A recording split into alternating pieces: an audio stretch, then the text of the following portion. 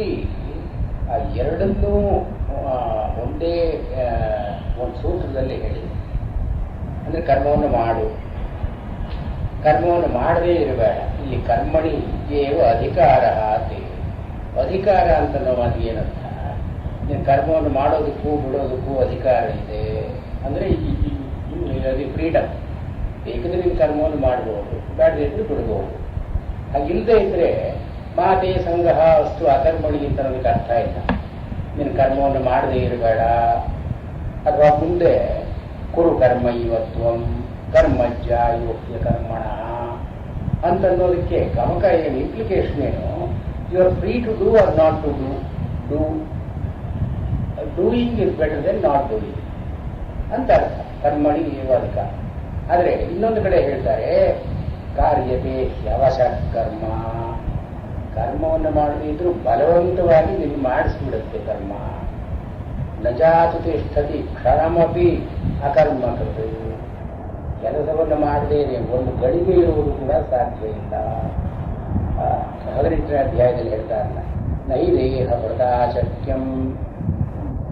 ಒಂದು ದೇಹ ಇಟ್ಕೊಂಡಿರುವವನಿಗೆ ಕರ್ಮ ಮಾಡದೇ ಇರುವುದು ಸಾಧ್ಯವೇ ಇಲ್ಲ. ಅಂದಮೇಲೆ ಅಧಿಕಾರ ಏನು ಬಂತು? ವೇದ ಮಾತೆ ಸಂಗ್ರಹ ಅಷ್ಟು ಅಕರ್ಮಣಿ ಇದು ಅಂದ್ರೆ ಕರ್ಮ ಅಂದ್ರೆ ಏನು ಅಂತ ಜಿಜ್ಞಾಸೆ ಮಾಡಬೇಕು. ಮತ್ತೆ ಇನ್ನೊಂದು ಕಡೆ ಕೃಷ್ಣನೇ ಹೇಳ್ತಾನೆ ಗಹನ ಕರ್ಮಣೋ ಗತಿ. ಈ ಕರ್ಮ ಅಂತ ಅನ್ನೋದು ಬಹಳ ಮಿಸ್ಟೀರಿಯಸ್. ಕರ್ಮಣಿ ಅಕರ್ಮ ಯ ಪಶ್ಯತಿ, ಅಕರ್ಮಣಿ ಚ ಕರ್ಮಯ. ಅಂದ್ರೆ ಕರ್ಮದಲ್ಲಿ ಅಕರ್ಮವನ್ನು ಕಾಣು, ಅಕರ್ಮದಲ್ಲಿ ಕರ್ಮವನ್ನು ಕಾಣು. ಇವೆಲ್ಲ they open up problems which are not bipolar in character. ಇಲ್ಲ ಕರ್ಮವನ್ನು ಮಾಡು, ಇಲ್ಲ ಬಿಡು, ಇಷ್ಟಕ್ಕೆ ಇದು ಕೂಡ ಶ್ಲೋಕದ ರಹಸ್ಯ. ಅಂದ್ರೆ what is the driving at? It is the method of doing, wherein although you do, it is as good as not doing. ಅದು ಯಾವುದು ಕೂಟ ಶ್ಲೋಕದಲ್ಲಿ ರಹಸ್ಯ ಅಂದ್ರೆ ಅದು.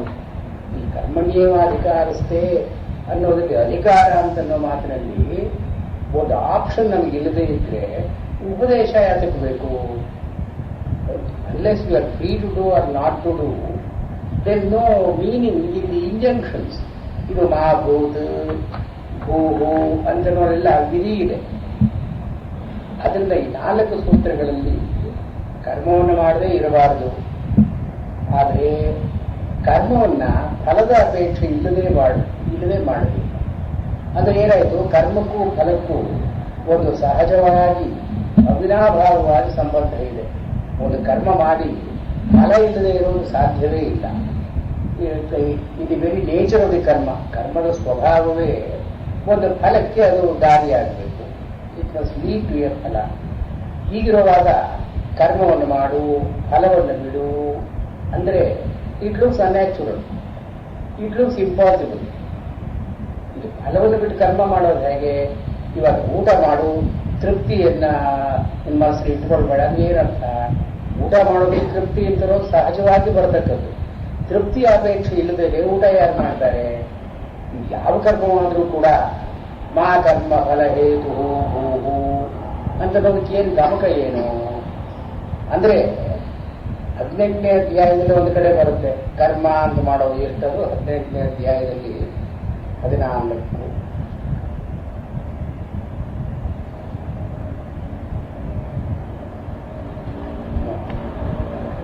ಚೈತಾನಿ ಮಹಾಬಾಹೋ ಕಾರಣಾನಿ ನಿಬೋಧನೆ ಸಾಂಖ್ಯೇ ಕೃತಾಂತೆ ಪ್ರೋಕ್ತಾನಿ ಸಿದ್ಧಯೇ ಸರ್ವಕರ್ಮಣಾಂ. 14ನೇ ಶ್ಲೋಕದಲ್ಲಿ ಹೇಳ್ತಾರೆ, ಯಾವ ಕರ್ಮವನ್ನು ಮಾಡಬೇಕಾದರೂ ಕೂಡ ಅದರ ಸಿದ್ಧಿಗಿದ್ದಿದ್ರೆ 5 ಇಂಗ್ರೀಡಿಯಂಟ್ ಫ್ಯಾಕ್ಟರ್ಸ್. ಪಂಚೈತಾನಿ ಮಹಾಬಾಹೋ ಕಾರಣಾನಿ ನಿಬೋಧ. ಕರ್ಮಣಾಂ ಸಿದ್ಧೈ. ಯಾವ ಕೆಲಸಕ್ಕೆ ಸಿದ್ಧಿ ಆಗಬೇಕಾದ್ರೆ ಕೂಡ 5 ಕಾರಣಗಳು ಇರುತ್ತೆ. ಯಾವುದು? ಅಧಿಷ್ಠಾನಂ. ಅಧಿಷ್ಠಾನ ಅಂದ್ರೆ ನಮ್ಮ ದೇಹದ ಸಾಮರ್ಥ್ಯ ಎಷ್ಟು? ಕರ್ಮಕ್ಕೆ ಅಧಿಷ್ಠಾನ ದೇಹ, ಅಧಿಷ್ಠಾನ ಅಂದ್ರೆ ಸ್ಥಾನ. ಕರ್ಮದ ಅಧಿಷ್ಠಾನ ನಮ್ಮ ಯೋಗ್ಯತೆ ಎಷ್ಟು? ಫಿಸಿಕಲ್ ಕೆಪಾಸಿಟಿ ಅಧಿಷ್ಠಾನಂ. ತಥಾ ಕರ್ತ. The individual who is the source of action. ಅವನ ಮನಸ್ಸಿನಲ್ಲಿ ಸಂಕಲ್ಪ, ಅವನಿಗೆ ಎಷ್ಟು ಮೋಟಿವೇಶನ್ ಇದೆ, ಅವನ ಅಭೀಪ್ಸೆ ಏನು, ಇವೆಲ್ಲ ಕರ್ತ ಅಂತ ನಾವು ಮಾತನಾಡಿ ಸೇರುತ್ತೆ. ಮತ್ತು ಕರಣಂಚ ಪೃಥಕ್ ವಿಧಂ, several other ways by means of which this karma is done. ಕರ್ಣ ಅಂದ್ರೆ ಸಾಧನೆಗಳು, instruments, implements through which this karma is done, ಅದು ಕೂಡ ಕಾರಣವಾಗುತ್ತೆ. ವಿವಿಧಾಚ ಪೃಥಕ್ ಚೇಷ್ಟ, the actual processes of work, ಅಂದ್ರೆ ಅದರಲ್ಲಿ ಯಾವ್ಯಾವ ಪ್ರಾಸೆಸಸ್ ವಿವಿಧ ಪೃಥಕ್ ಚೇಷ್ಟ, ಬೇರೆ ಬೇರೆಯಾಗಿ ಸೀಕ್ವೆನ್ಷಿಯಲಿ ಆ ಸೈಮಲ್ಟೇನಿಯಸ್ಲಿ ಏನೇನು ಕೆಲಸ, ಒಂದು ಕೆಲಸ ಅಂತಂದ್ರೆ ಯಾವ್ಯಾವ ಕೆಲಸಗಳು ನಡಿಬೇಕದ್ರಲ್ಲಿ. ಯಾವ್ದಾದ್ರು ಒಂದು ಕೆಲಸ ಇರಬಹುದು, ಅದ್ರಲ್ಲಿ ಎಷ್ಟು ಸೀಕ್ವೆನ್ಸಸ್, ಎಷ್ಟು ಒಂದು ಟೈಮ್ ಫ್ಯಾಕ್ಟರ್ನಲ್ಲಿ ಎಷ್ಟು ಆಪರೇಷನ್ಸ್ ಆಗಬೇಕು, ಒಂದು ಜಾಬ್ ಅನಾಲಿಸಿಸ್ ಇದ್ದ ಹಾಗೆ. ಇದು ಪೃಥಕ್ ಚೇಷ್ಟ ವಿವಿಧ. ಮತ್ತು ಐದನೇದು ದೈವಂಚೈವಾತ್ರ ಪಂಚಮ, ಐದನೇದು ದೈವ. ಹೀಗೆ ಒಂದು ಕೆಲಸ ಆಯಿತು ಅಂತಂದ್ರೆ ಅದರಲ್ಲಿ ದೇಹ will come into play a role, the motivations. ಆಮೇಲೆ ಮೂರನೇದು what means we have to accomplish that job. ಆಮೇಲೆ ನಾಲ್ಕನೇದು what are the actual operations that are involve there. And ಐದನೇದು ಡೆಸ್ಟಿನಿ. ಹೀಗೆ ಈ ಕರ್ಮಕ್ಕೂ ಫಲಕ್ಕೂ ಒಂದು ಸಂಬಂಧ ಇರಬೇಕಾದ್ರೆ ಇಷ್ಟೆಲ್ಲ ಫ್ಯಾಕ್ಟರ್ಸ್ ಇರಬೇಕು. ಮಾಕರ್ಮ ಫಲಹೇತು ಅಂತ ನಾವು ಮಾತ್ರಲ್ಲೇನು, don't imagine that you alone are responsible for the act. ಒಂದು ಕೆಲಸ ನಡೆಯುತ್ತೆ ಅಂತಂದ್ರೆ ನೀನು ಮಾತ್ರ ಕಾರಣ ಅಂತ ಅಂದುಕೊಳ್ಳಬೇಡ. There are several other things, at least 4 other things which are responsible for this action to be done. ಇದು ಮಾ ಕರ್ಮ ಫಲ ಹೇತು ಹೂ. ಮತ್ತು ಮಾತೆ ಸಂಘ ಅಸ್ತು ಅಕರ್ಮಣಿ, ಕೆಲಸ ಮಾಡದೇ ಇರೋದರಲ್ಲಿ ಇದರ ಸಂಘ ಅಂದ್ರೆ ಸ್ನೇಹ ಅಂತ ಅನ್ನೋದು ಇರಬಾರ್ದು. ಅಂದ್ರೆ ಕುರ್ವನ್ನೇ ವೇಹ ಕರ್ಮಾಣಿ, ಕೆಲಸವನ್ನು ಮಾಡ್ತಾನೆ, you must aspire to live long. ಇನ್ನು ಮುಂದೆ ಈ ಯೋಗಸ್ಥ ಕುರು ಕರ್ಮಾಣಿ ಅಂತನ್ನೋದ್ರಿಂದ 53ನೇ ಶ್ಲೋಕದವರೆಗೆ ಈ ಕೂಟ ಶ್ಲೋಕದ ವಿವರಣೆ. ಅಂದ್ರೆ ಕರ್ಮ ಮಾಡಿಯೂ ಕೂಡ ಕರ್ಮ ಮಾಡದೇ ಇರೋರು ಹೇಗೆ, ಅಂದ್ರೆ ಕರ್ಮಣಿ ಅಕರ್ಮಯ, ಅಂದ್ರೆ ಕೆಲಸವನ್ನ ಮಾಡದೆ ಬಿಡಬಾರದು, ಆದ್ರೆ ಕೆಲಸವನ್ನ ಮಾಡಿದ ಹಾಗೆ ಇರಬಾರದು. ಯಾಕೆಂದ್ರೆ ಫಲಾಪೇಕ್ಷೆಯಿಂದ ಮಾಡಿದ್ದೇ ಕರ್ಮ, ಫಲಾಪೇಕ್ಷೆ ಇಲ್ಲದೆ ಮಾಡತಕ್ಕಂಥದ್ದು ಹೇಗೆ, ಅದರ ಎಕ್ಸ್ಪ್ಲನೇಷನ್ ಮುಂದಿನ ಶ್ಲೋಕದಲ್ಲಿ. ಯೋಗಸ್ಥ ಕುರು ಕರ್ಮಾಣಿ ಸಂಗಂ ತ್ಯಕ್ವಾ ಧನಂಜಯ ಸಿದ್ಧ್ಯೋ ಸಮೋ ಭೂತ್ವಾ ಸಮತ್ವಂ ಯೋಚ್ಯತೆ. ಇಲ್ಲಿ for the first time we come across the most difficult concept yoga. ಯೋಗಸ್ಥ ಕುರು ಕರ್ಮ. ಭಗವದ್ಗೀತೆಯಲ್ಲಿ ಯೋಗದ ವಾಕ್ಯ ಎಲ್ಲ ನಮ್ಮ ದೇಶದಲ್ಲೇ ಯೋಗದ ವಾಂತರ ಹೆಚ್ಚು. perhaps no concept is as misused as the word yoga. ಇಲ್ಲಿ ಭಗವದ್ಗೀತೆಯಲ್ಲಿ ಮೊದಲನೇ ಸರ್ತಿ ಇದು ಬರ್ತಾ ಇದೆ, ಯೋಗಸ್ಥ ಕುರು ಕರ್ಮಾಣಿ. ಇಲ್ಲಿ ಹಿಂದಿನ ಶ್ಲೋಕದಲ್ಲಿ ಒಂದು ಡಿಲೆಮಾ ಬಂತಲ್ಲ, how to escape the harms of the dilemma. ಕೆಲಸವನ್ನು ಮಾಡದೇ ಇರಬೇಡ, ಅದು ಕೆಲಸವನ್ನು ಮಾಡಿಯೂ ಕೂಡ ಕೆಲಸವನ್ನು ಮಾಡದೇ ಇದ್ದವನ ಹಾಗಿರು. ಇದು ಆ ಚತುಸ್ಸೂತ್ರೀಯ ತಾತ್ಪರ್ಯ. ಕರ್ಮಣ್ಯೇವಾಧಿಕಾರಸ್ಥೆ. ಅದು ಇದು ಹೇಗೆ ಸಾಧ್ಯ, ಕಥಂ ಶಕ್ಯತೆ ಕರ್ತು, ಇದನ್ನು ಹೇಗೆ ಮಾಡಬೇಕು ಅಂದ್ರೆ ಯೋಗಸ್ಥ ಕುರು ಕರ್ಮಾಣಿ.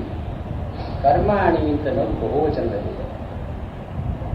ಅಂದ್ರೆ ಯಾವುದಾದ್ರೂ ಕರ್ಮ ಅಂತಲ್ಲ, ಇಲ್ಲಿ ಕರ್ಮಾಣಿ ಅಂತ ನಾವು ಬಹುವಚನಕ್ಕೆ ಅನುಷ್ಠೇಯ ಕರ್ಮಾಣಿ, ಯಾವ ಕರ್ಮಗಳನ್ನು ಮಾಡಲೇಬೇಕೋ ಅದನ್ನ ಮಾಡು.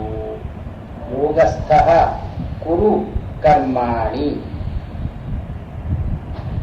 ಇಲ್ಲಿ ಯೋಗಸ್ಥ, ಯೋಗದಲ್ಲಿ ಇಟ್ಟುಕೊಂಡು, ಈ ಯೋಗ ಅಂತ ಮಾತಿಗೆ ಪಾಣಿನಿ ವ್ಯಾಕರಣದಲ್ಲಿ ಎರಡು ಡೆರೈವೇಷನ್ಸ್ ಇದೆ. ಒಂದು ಯುಜರ್ ಯೋಗಿ ಅನ್ನೋ ಒಂದು ಧಾತು ನಿಷ್ಪತ್ತಿಯನ್ನು ಹೇಳಿದ್ದಾರೆ. ಯುಜರ್ ಅನ್ನೋ ಯುಜಿ ಅನ್ನೋ ಅಂತಹ ಧಾತು ಯುಜರ್ ಯೋಗಿ. ಅಂದ್ರೆ ಯುಜರ್ ಅಂದ್ರೆ ಎರಡನ್ನು ಕೂಡಿಸುವುದು ಅಂತ. ಯೋಗಿ ಇಂಗ್ಲಿಷಲ್ಲಿ ಯೋಕಿಂಗ್ ಅಂತಿದೆಯಲ್ಲ, it comes from this old Indo European root. ಇದು ಯುಜರ್ ಅಂತ ಅನ್ನೋದ್ರಿಂದ ಯೋಗ್ ಅಂತ. ಇದು ಒಂದರ್ಥ ಯುಜರ್ ಯೋಗಿ. ಇನ್ನೊಂದು ಅರ್ಥ ಯುಜ ಸಮಾಧವು.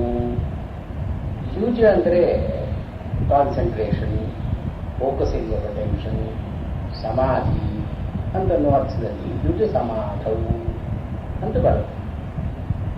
ಈ ಯೋಗ ಅಂತನ್ನೋ ಮಾತಿಗೆ ನಮ್ಮ ನಿಘಂಟುಗಳಲ್ಲಿ ಬೇಕಾದಷ್ಟು ಅರ್ಥಗಳನ್ನು ಹೇಳ್ತಾರೆ. ಒಂದೊಂದು ನಿಘಂಟು ಒಂದೊಂದು ರೀತಿಯಾಗಿ ಇದರ ನಿಷ್ಪತ್ತಿಯನ್ನು ಮಾಡುತ್ತೆ. ಇವಾಗ ಧನಂಜಯ ನಿಘಂಟಿನಲ್ಲಿ 23 ಅರ್ಥಗಳನ್ನು ಹೇಳ್ತಾರೆ ಯೋಗ ಅಂತನ್ನೋ ಮಾತಿಗೆ. ಯೋಗ ಅಂತನ್ನೋ ಮಾತಿಗೆ ಡಿಸೀಸ್ ಅಂತೂ ಅರ್ಥವಿದೆ. ಮೋಸ, ಮಿಥ್ಯಾಚಾರ, ಇದಕ್ಕೂ ಯೋಗ ಅಂತ ಹೆಸರು. ಆ ಅರ್ಥದಲ್ಲೇ ಇವಾಗೆಲ್ಲ ಯೋಗಗಳು ಬೆಳೀತಾ ಇರೋದು. ಮೋಸ ಮಾಡೋದು, ಯೋಗ ಅಂದ್ರೆ ಮೋಸ ಮಾಡೋದು ಅಂತ ಒಂದು ಅರ್ಥ. ಈ ಮೀನಿಂಗ್ಸ್ ಅಲ್ಲೆಲ್ಲ ದಿ ಕ್ರೋನಲಾಜಿಕಲ್ ಸೀಕ್ವೆನ್ಸ್ ನಮಗೆ ಅರ್ಥ ಆಗಲ್ಲ. ಇವಾಗ ಪತಂಜಲಿಗಳು ಯೋಗ ಸೂತ್ರ ಅಂತಿದೆ, ಅಲ್ಲಿ ಯೋಗ ಅಂತ ನಾವು ಡೆಫಿನೇಷನ್ ಏನು ಕೊಡ್ತಾರೆ ಅವರು, ಯೋಗಶ್ಚಿತ್ತ ವೃತ್ತಿ ನಿರೋಧ. ಯೋಗ ಅಂತ ನಾವು ಮಾತಿಗೆ ಒಂದು ಲಕ್ಷಣವನ್ನು ಕೊಟ್ಟು ಅದ ಯೋಗಾನುಶಾಸನಂ ಅಂತ ಮೊದಲನೇ ಸೂತ್ರ. ಎರಡನೇದು ಯೋಗ ಅಂದ್ರೆ ಏನು, ಚಿತ್ತವೃತ್ತಿ ನಿರೋಧ, suppression of the processes of the mind. ಚಿತ್ತವೃತ್ತಿಗಳ ನಿರೋಧಕ್ಕೆ ಯೋಗ ಅಂತ. ಇಲ್ಲಿ ಯಾವ ಧಾತುವನ್ನು ಹಿಡಿದು ಯೋಗ ಅಂತ ಅರ್ಥ ಮಾಡಿದ್ದಾರೆ ಅದನ್ನ ಭೋಜ ರಾಜಮಾರ್ತಾಂಡ ಅಂತ ವ್ಯಾಖ್ಯಾನದಲ್ಲಿ ತೋರಿಸಿ ಯುಜ ಸಮಾಧವು ಅಂತನೂ ಪಾಣಿನಿ ಒಂದು ನಿಷ್ಪತ್ತಿಯನ್ನು ಹಿಡಿದು ಇಲ್ಲಿ ಯೋಗ ಅಂತ ಮಾಡಿದ್ದಾರೆ. ಅಂದ್ರೆ ಏನು, ಕಾಂಟೆಂಪ್ಲೇಷನ್, ಕಾನ್ಸಂಟ್ರೇಷನ್, ಎಬ್ಸಾರ್ಪ್ಷನ್, ಚಿತ್ತವೃತ್ತಿಗಳ ನಿರೋಧ ಆಗೋದು ಅಂದ್ರೆ ಇದು ಕಾನ್ಸಂಟ್ರೇಷನ್, ಅಬ್ಸಾರ್ಪ್ಷನ್. ಇಲ್ಲಿ there is no sense in of two things coming together. ಎರಡು ಒಟ್ಟಾಗಿ ಸೇರಬೇಕು ಅಂತ ಅನ್ನೋ ಅರ್ಥ ಇದಿಲ್ಲ. ಪತಂಜಲಿಗಳಲ್ಲಿ ಇದು ಎರಡು ಸೇರುತ್ತೆ, ಜೀವಾತ್ಮ ಪರಮಾತ್ಮನೋ ಅಥವಾ ಇನ್ನೊಂದು ಪ್ರಕೃತಿ. ಈ ಕಾನ್ಸೆಪ್ಟೇ ಇಲ್ಲ. ಈ ನಮ್ಮ ಲೇಟರ್ ಇಂಟರ್ಪ್ರಿಟೇಷನ್ ವಿವೇಕಾನಂದರು ಇದನ್ನೇ ಹೇಳ್ತಾರೆ. ಇಲ್ಲಿ ನಮ್ಮಲ್ಲಿ ಯೋಗ ಸೂತ್ರದಲ್ಲಿ ಭೋಜನೆ ಹೇಳ್ತಾರೆ ರಾಜಮಾರ್ತಾಂಡದಲ್ಲಿ, ಯೋಗ ಅಂತ ಅನ್ನೋದು ಸಾಂಖ್ಯದಿಂದ ಬಂದದ್ದು. ಸಾಂಖ್ಯದಲ್ಲಿ ದುಃಖಕ್ಕೆಲ್ಲ ಕಾರಣವಾಗಿದ್ದು ಪ್ರಕೃತಿ ಪುರುಷ ಸಂಯೋಗ. ಪ್ರಕೃತಿ ಪುರುಷ ಒಟ್ಟಿಗೆ ಕೂಡಿಕೊಂಡ್ರೆ ದುಃಖ ಅಂತ ಬರುತ್ತೆ, ಫೆನಾಮಿನಲ್. ಇದು yoga is a method of the Sankhya. ಇದು ಓಂ ಪ್ರಕೃತಿಯೋ ವಿಯೋಗ ಏವ ಯೋಗ. ಯೋಗ ಅಂದರೆ ಸೆಪರೇಷನ್, ನಾಟ್ ಯೂನಿಯನ್.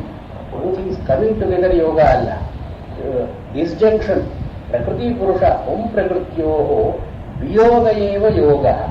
ಯೋಗ ಅಂದ್ರೆ ವಿಯೋಗ, ಯೋಗ ವಿಯೋಗ ಅಂದ್ರೆ ಅದನ್ನು ಎಷ್ಟು ಹೇಗೆ ಮಿಸ್ಯೂಸ್ ಮಾಡಿದ್ದಾರೆ ಅಂತ ನೋಡಿ. ಇಲ್ಲಿ ಕರ್ಮಯೋಗ, ಜ್ಞಾನಯೋಗ, ಭಕ್ತಿ ಯೋಗ, ಅನೇಕ ಯೋಗಗಳು.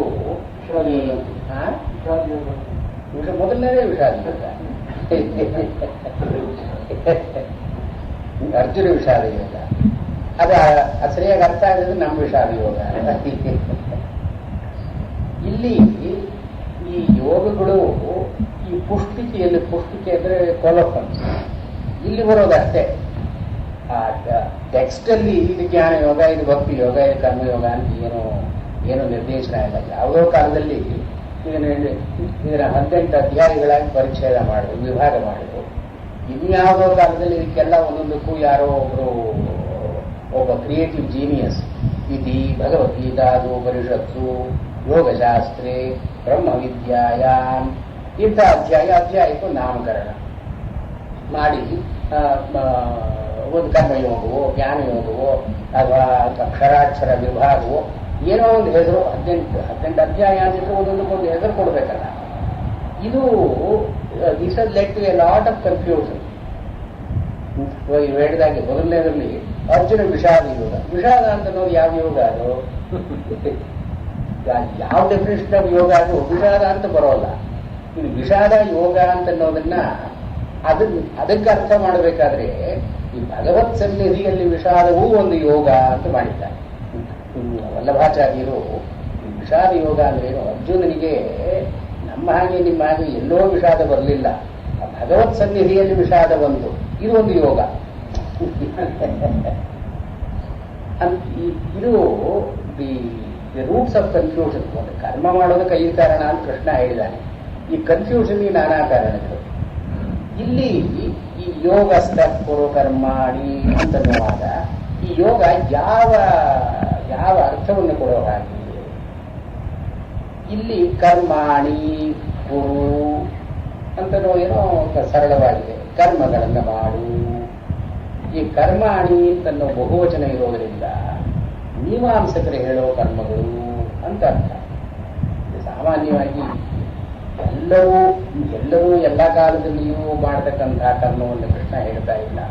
ಅನುಷ್ಠೇಯಾನಿ ಕರ್ಮಾಣಿ, ಯಾವುದನ್ನ ಶ್ರುತಿಯೋ ಸ್ಮೃತಿಯೋ ಶಿಷ್ಟೋಪದೇಶವೋ ಅಥವಾ ಒಂದು ಆಚಾರವೋ ಇದನ್ನು ಮಾಡತಕ್ಕದ್ದು ಅಂತ ಹೇಳಿದೆಯೋ ಅದನ್ನು ಮಾಡತಕ್ಕದ್ದು.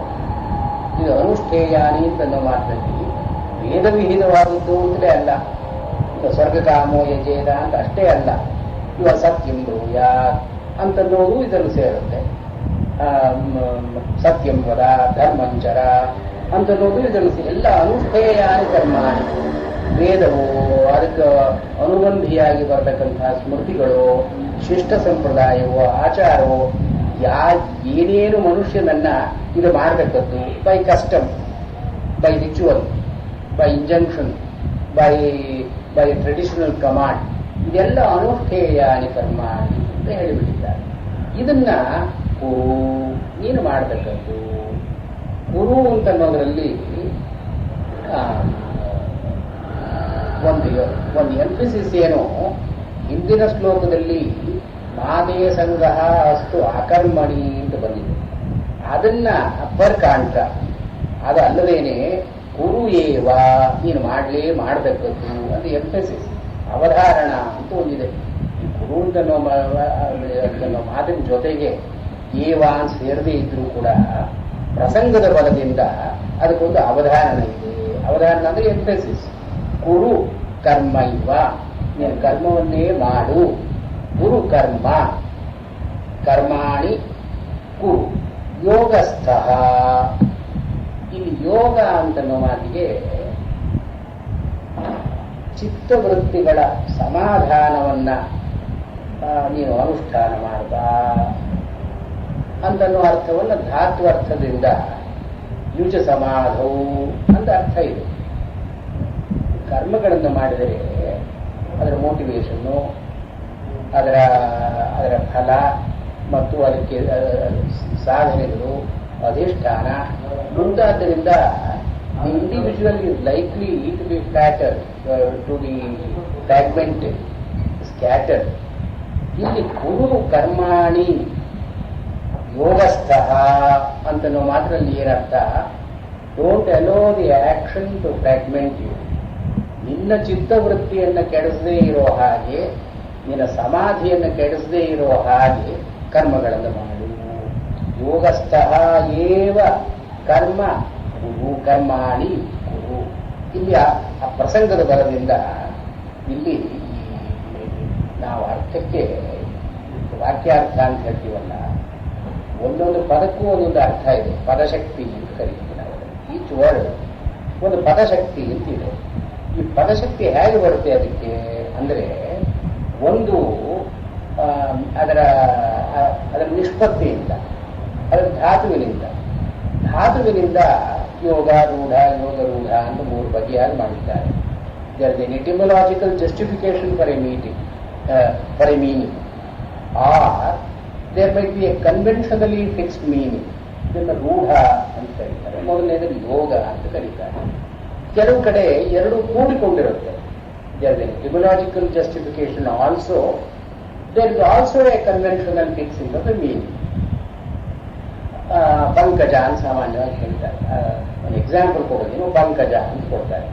ಪಂಕಜ ಅಂತನ್ನೋ ಮಾತಿಗೆ ತಾವರೆ ಅಂತ ಅರ್ಥ.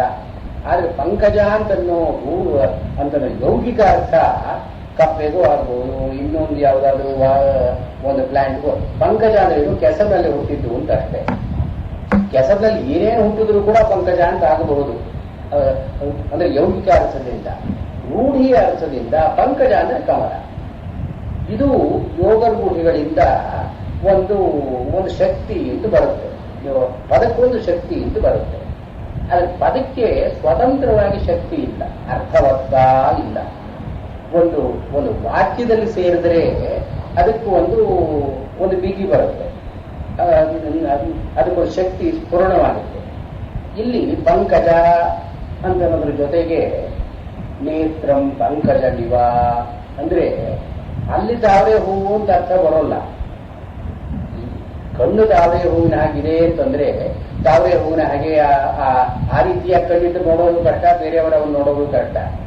ಇಲ್ಲಿ ಪಂಕಜ ಅಂದ್ರೆ ಆ ರೂಢಿಯಿಂದ ಎಷ್ಟು ಸೊಗಸಾಗಿದೆ ಅಂತನ್ನೋ ಅರ್ಥವನ್ನ ಇಲ್ಲಿ ನೇತ್ರಕ್ಕೆ ಹೊಂದಿಸಬೇಕು. ಸಾದೃಶ್ಯದಲ್ಲಿ ಯಾವುದನ್ನ ನಾವು ದೃಷ್ಟಾಂತ ದಾಷ್ಟಾಂತಿಕ ನಿಯಮದಿಂದ ನೇತ್ರಂ ಪಂಕಜ ವಿವ, ಈ ನಮ್ಮ ಕವಿಗಳು ಕವಿ ಸಮಯ ಅಂತ ಹೇಳ್ತಾರಲ್ಲ, ಇದ್ರ ಪ್ರಕಾರ ನಮ್ಮ ಮೂಗು ಹೇಗಿರ್ಬೇಕು, ಸಂಪಿಗೆ ಇದ್ದು ಹೇಗಿರ್ಬೇಕು, ಈ ತುಟಿಗಳು ಹೇಗಿರ್ಬೇಕು, ತೊಂಡೆ ಹಣ್ಣನ ಹೇಗಿರ್ಬೇಕು, ಲಂಬಕರ್ಣ, ಆಮೇಲೆ ವಿಶಾಲ ಅಲ್ಲ, ಇದನ್ನೆಲ್ಲ ಸೇರಿಸಿ ಒಂದು ಚಿತ್ರ ಬರೆದ್ರೆ ನೋಡೋದಕ್ಕಾಗಲ್ಲ ಅದನ್ನ.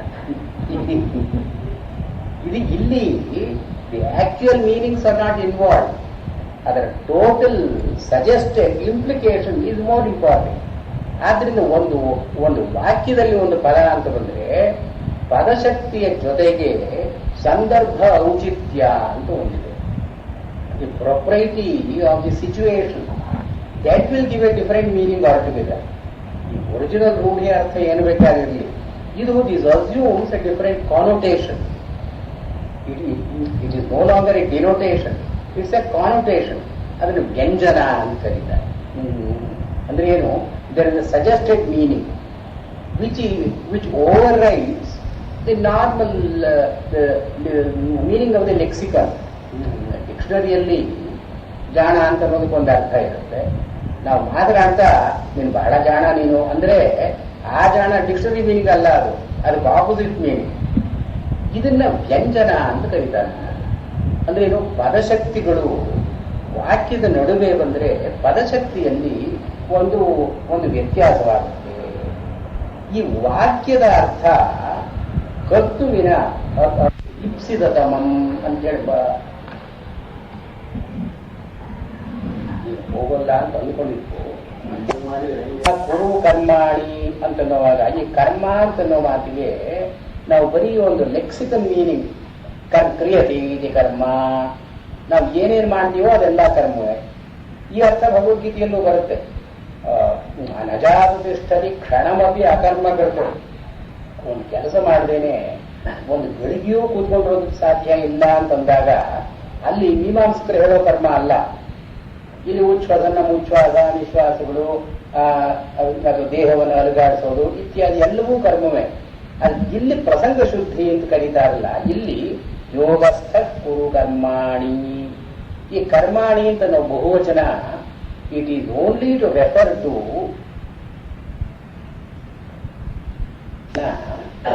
ಆಕ್ಷನ್ಸ್ ಅಂತ ಅರ್ಥ ಮಾಡೋದು ತಪ್ಪು ಅಂತ ಅನ್ನೋದು ಕಷ್ಟ ಇದೆಯಲ್ಲ.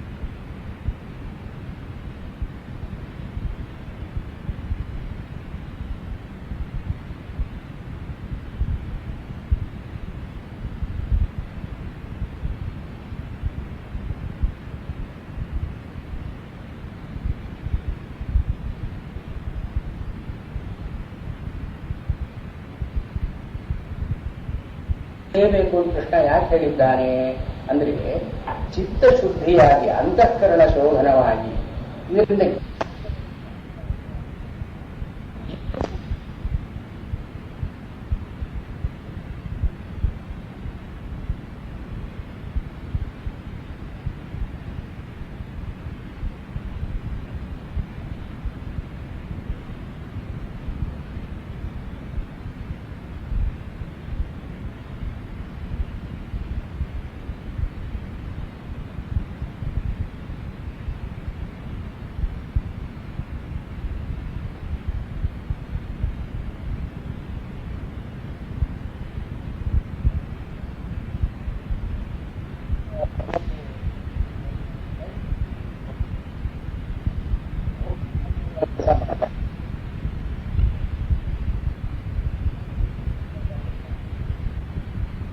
ಕೆಲಸಗಳಲ್ಲೂ ಒಂದು ಫಲ ಅಂತಿದೆಯಲ್ಲ. ಇವನು ಮೋಕ್ಷಕ್ಕಾಗಿ ನಾನು ಮಾಡ್ತೀನಿ ಅಂತ ಅನ್ನೋದ್ರಲ್ಲೂ ಫಲ ತಾನೇ ಅದು. ಅದರಲ್ಲೂ ಒಂದು ಇಷ್ಟ ಇದೆಯಲ್ಲ, ಅವ್ರಿಗೊಂದು ಪ್ರೀತಿ ಇದೆಯಲ್ಲ, ಸಂಗತ್ಯಕ್ವ ಅಂತ ನಾವು ಡೆಫಿನೇಷನ್ ಸೇರೋದಿಲ್ಲ. ಈ ಫಲ ಬ್ರಹ್ಮಸೂತ್ರಗಳಿಂದ ಒಂದು ಒಂದು ಸೂತ್ರವನ್ನು ಉಲ್ಲೇಖ ಮಾಡ್ತಾರೆ. ನಹಿ ಬಹಿಹಿ ಉಭಯತಾಪಿ ಅಂತ ಬರುತ್ತೆ. ಬಹಿಹಿ ಉಭಯತಾಪಿ ಅಂತ ಒಂದು ಸೂತ್ರ, ಮೀಮಾಂಸಾ ಸೂತ್ರ.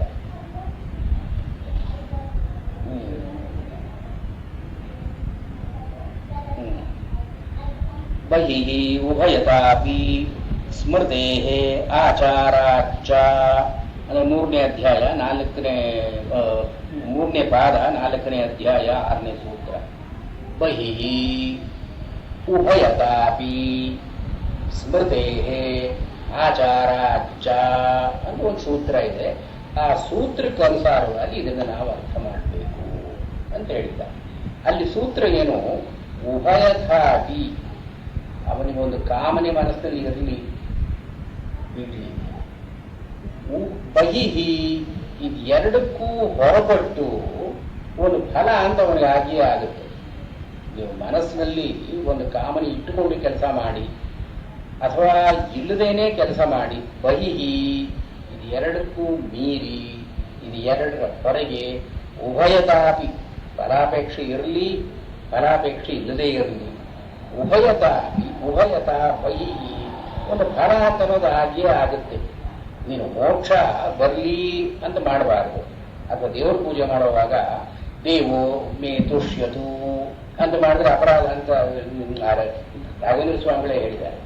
ದೇವ್ರ ಪೂಜೆ ಮಾಡ್ತಾ ದೇವರು ನನಗೆ ಪ್ರಸನ್ನನಾಗಲಿ ಅಂತ ಮಾಡಿದ್ರೆ ಅಪರಾಧ, ಅದು ಕಾಮ್ಯ ಕರ್ಮ ಆಗ್ತೈತೆ. ಆದರೆ ದೇವ್ರ ಪೂಜೆ ಮಾಡಿದ್ದಕ್ಕೆ ಫಲ ಬಂದೇ ಬರುತ್ತೆ ಬಹಿಹಿ.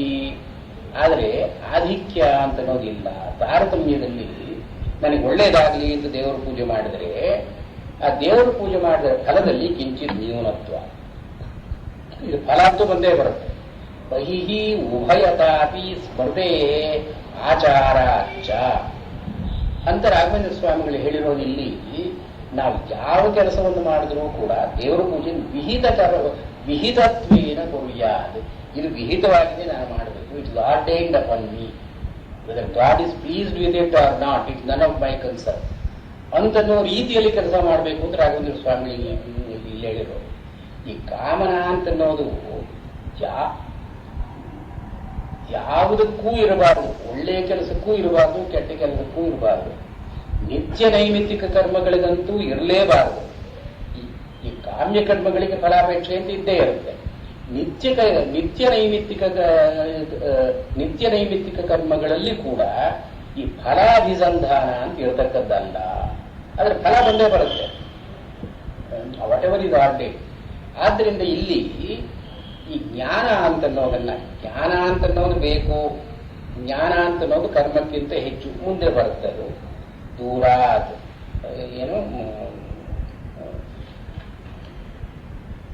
ದೂರೇಣ ಹ್ಯವರಂ ಕರ್ಮ ಬುದ್ಧಿ ಯೋಗ ಧನಂಜಯ. ಜ್ಞಾನ ಅಂತನ್ನೋದು ಬಹಳ ಮುಖ್ಯವಾಗುತ್ತೆ ಮನುಷ್ಯನಿಗೆ. ಯಾಕೆಂದ್ರೆ ಜ್ಞಾನ ಇಲ್ಲದೆ ಮುಕ್ತಿ ಅಂತಿಲ್ಲ. ಜ್ಞಾನ ಅಗತ್ಯವಾಗಿ ಬರತಕ್ಕದ್ದು, ಬರಬೇಕು. ಆದ್ರೆ ಜ್ಞಾನಕ್ಕಾಗಿ ನೀನು ಕೆಲಸ ಮಾಡಬಾರದು. ಇದು ಇಂಪಾರ್ಟೆಂಟ್. ಜ್ಞಾನ ನನಗೆ ಬರಲಿ ಅಂತನ್ನೋ ಉದ್ದೇಶದಿಂದ ಯಾವ ಕರ್ಮವನ್ನೂ ಮಾಡ್ತಕ್ಕದ್ದಲ್ಲ. ಮತ್ತೆ ಜ್ಞಾನ ಅಂತ ಒಂದು ಮನಸ್ಸಲ್ಲಿ ಆದರೂ ಒಂದು ಅಪೇಕ್ಷೆ ಉಂಟಲ್ಲ, ಬಹಿಹಿ ಉಭಯತಾಪಿ ಆ ಸಂದರ್ಭದಲ್ಲಿ ಹೇಳೋರು, ನೀನು ಮಾಡಿದ ಕೆಲಸಕ್ಕೆ ಅನುಗುಣವಾಗಿ ಜ್ಞಾನ ಬರೋದಿದ್ರೆ ಜ್ಞಾನ ಬಂದೇ ಬರುತ್ತೆ. ಜ್ಞಾನವೇ ಬರಬೇಕು ಅಂತ ಮಾಡೋ ಹಾಗಿದ್ರೆ ಫಲವನ್ನು ಬಿಟ್ಟು ನೀನು ಆ ಫಲಕ್ಕೆ ಉಪಾಯ ರೂಪವಾಗಿರ್ತಕ್ಕಂಥದ್ದನ್ನು ಮಾಡು. Without an explicit desire for jnana. ಯಾಕೆಂದ್ರೆ ಜ್ಞಾನ ಇಲ್ಲಿ ಅಪೂರ್ವವಾದದ್ದು. ಅಪೂರ್ವವಾದದ್ದರ ಪರಿಚಯ ನಮಗಿಲ್ಲ, ಎಣಿಕೆ ನಮಗಿಲ್ಲ. ಅದಕ್ಕೆ ಶ್ರುತಿಯೇ ಪ್ರಧಾನವಾಗುತ್ತೆ. ಇಲ್ಲಿ ವಿಚಾರ ಮಾಡು ಅಂತ ಹೇಳ್ತಾ ಇದ್ದಾನೆ. ಕಡೆಯಲ್ಲಿ ಕೂಡ ಕೃಷ್ಣ ಏನು ಹೇಳ್ತಾನೆ, ಯಥೇಚ್ಛತಿ ತಥಾತು. ನಾನು ಹೇಳಿದೆ ಅಂತ ನೀನೇನು ಮಾಡಬೇಡ, ನಾನು ಹೇಳಿದ್ದನ್ನು ವಿಚಾರ ಮಾಡು. ನೀನು ವಿಚಾರ ಮಾಡುವಂತಂದ ಮೇಲೆ ಇದು ಅಪೌರುಷೇಯ ಗ್ರಂಥ ಅಲ್ಲ. ವೇದಗಳು they don't give you an option like that. ಬ್ರಾಹ್ಮಣಗಳಲ್ಲಿ ಹೀಗೇನು ಹೇಳಲ್ಲ, ಕುರ್ವೀತಾದ್ರೆ ಮಾಡಲೇಬೇಕು ಅಂತ ಹೇಳ್ತಾರೆ. ಇಲ್ಲಿ ಕೃಷ್ಣ ಗಿವ್ಸ್ ಅ ಲ್ಯಾಟಿಟ್ಯೂಡ್. ನೀನು ವಿಚಾರ ಮಾಡು, ಹೇಳಿದ್ದೀನಿ. ಏನೋ ಅಶೇಷೇಣ ವಿಮೃಶ್ಯ ಏತದ್ ಅಶೇಷೇಣ ಯಥೇಚ್ಛತಿ ತಥಾತು. ನಾನು ಹೇಳಿರೋದನ್ನೆಲ್ಲ ವಿಮರ್ಶೆ ಮಾಡಿ ನೀನು ಹೇಗೆ ಬೇಕೋ ಹಾಗೆ ಯಥೇಚ್ಛತಿ ತಥಾತು ಅಂದ ಕೃಷ್ಣ ಹೇಳಿದ ಮೇಲೆ ಇಲ್ಲಿ ಜ್ಞಾನಕ್ಕಾಗಿಯೇ ಕರ್ಮವನ್ನು ಮಾಡು ಅಂತನ್ನೋದು it is included in his ಇದು ಸಂಗಮ್ ತ್ಯಕ್ತ್ವ ಅಂತನ್ನೋದನ್ನು ಸೇರಿಬಿಡ್ತದೆ. ನನಗೆ ಜ್ಞಾನ ಬೇಕು ಅಂತನ್ನೋದಕ್ಕಾಗಿ ಕರ್ಮಗಳನ್ನು ಮಾಡು. ಸನ್ಯಾಸಿಗಳು ಕೂಡ ಜ್ಞಾನವನ್ನು ಅಪೇಕ್ಷೆಯಿಂದ ಮಾಡಬಾರದು ಅಂತ ಹೇಳ್ತಾರೆ. ಆದರೆ ಈ ಟೆಕ್ನಿಕ್ ಏನು, you choose the actions or you perform the actions in a particular way which will be productive of jnana. ನೀನು ಜ್ಞಾನವಾಗಿ ನನಗೆ ಜ್ಞಾನ ಬೇಕು ಅಂತ ನೀನು ಕರ್ಮವನ್ನು ಮಾಡ್ತಕ್ಕದ್ದಲ್ಲ. ಜ್ಞಾನಕ್ಕೆ ಉಪಾಯವಾಗಿ ಏನು ಬರುತ್ತೋ ಅದನ್ನು ನೀನು ಮಾಡ್ತಕ್ಕದ್ದು ಯೋಗಸ್ಥ. ಯೋಗ ಅಂದ್ರೆ ಉಪಾಯ. ಯೋಗ ಅಂತ ನಮ್ಮ ಮಾತಿಗೆ ಉಪಾಯ ಅಂತಾರೆ, ಟೆಕ್ನಿಕ್. ಯಾವ ಯಾವ ಯೋಗ? ಶಂಕರಾಚಾರ್ಯರು ಅವರ ಭಾಷ್ಯದಲ್ಲಿ ಹೇಳ್ತಾರೆ, ಸತ್ವಶುದ್ಧಿ ಜ್ಞಾನ ಪ್ರಾಪ್ತಿ ಸಾಧನ ಉಪಾಯಂ ಯೋಗ. ಯೋಗ ಅಂತನ್ನೋದು ಮೊದಲು ಸತ್ವಶುದ್ಧಿ, ಅಂತಃಕರಣ ಶುದ್ಧಿ. ಅದು ಜ್ಞಾನಕ್ಕೆ ಕಾರಣವಾಗಿ ಜ್ಞಾನದಿಂದ ಮುಂದಕ್ಕೆ ಮುಕ್ತಿ. ಇದು ಯೋಗ ಅಂತ ಅನ್ನಿಸ್ಕೊಳ್ಳುತ್ತೆ. ಯೋಗಸ್ಥ ಕುರು ಕರ್ಮಾಣಿ. ಯೋಗದಲ್ಲಿ ನಿಂತು, ಸ್ಥ ಅಂತನ್ನ ಮಾತಿಗೆ ದೃಢವಾಗಿ ಉಪಮ ಮಾಡಿರಬೇಕು. ಯೋಗೇ ಸ್ಥಿತ್ವ, ಯೋಗದಲ್ಲಿ ನಿಂತು, ಸ್ಥ ಅಂತನ್ನೋ ಮಾತಿಗೆ ದೃಢವಾಗಿ ಅಂತ ಅರ್ಥ. ಯೋಗಸ್ಥ ಕುರು ಕರ್ಮಾಣಿ. ಇದಕ್ಕೆ ಮಧ್ವಾಚಾರ್ಯರು ಕೂಡ ಜ್ಞಾನೋಪಾಯಮನುತಿಷ್ಠನ್ ಅಂತ ಅರ್ಥ ಮಾಡಿದ್ದಾರೆ. ಜ್ಞಾನಕ್ಕೆ ಉಪಾಯವಾದದ್ದು ಯೋಗ. ಯೋಗ ಅಂತ ಮಾತಿಗೆ ಉಪಾಯ ಅಂತ ಒಂದು ಅರ್ಥ. ಅದು ವಿಶೇಷವಾಗಿ ಶಂಕರಾಚಾರ್ಯರು ಒಪ್ಕೊಂಡಿದ್ದಾರೆ, ರಾಮಾನುಜಾಚಾರ್ಯ ಎಲ್ಲ 3 ಜನ ಆಚಾರ್ಯರು ಒಪ್ಕೊಂಡಿದ್ದಾರೆ. ಯೋಗ ಅಂತ ಮಾತಿಗೆ ಉಪಾಯ, ಒಂದು ಟೆಕ್ನಿಕ್, ಒಂದು device, a method by means of which a certain thing is accomplished. So Krishna is harking at the truth that your attention should not be on the goal to be achieved, but on the method to be pursued. ಇದು ಯೋಗಸ್ಥ ಅಂತ ಮಾತನಾಡ್ತ ಆದ್ರು ಜ್ಞಾನ ಅಂತನ್ನೋದು ಯದ್ಯಪಿ ತಾನಾಗಿ ಬರುತ್ತೆ. ಬಹಿಸ್ತು ಭಯತಾಪಿ ಅಂತನ್ನೋದ್ರಲ್ಲಿ ನೀನು ಇದನ್ನು ಮಾಡಿದ್ರೆ ಜ್ಞಾನ ಅಂತನ್ನೋದು ಬರುತ್ತೆ. ಆದರೆ ಜ್ಞಾನ should not be the focus of your attention. ಗುಡಿ ಸಣ್ಣದಾಗಿ ಮಾಡ್ಬಿಟ್ರೆ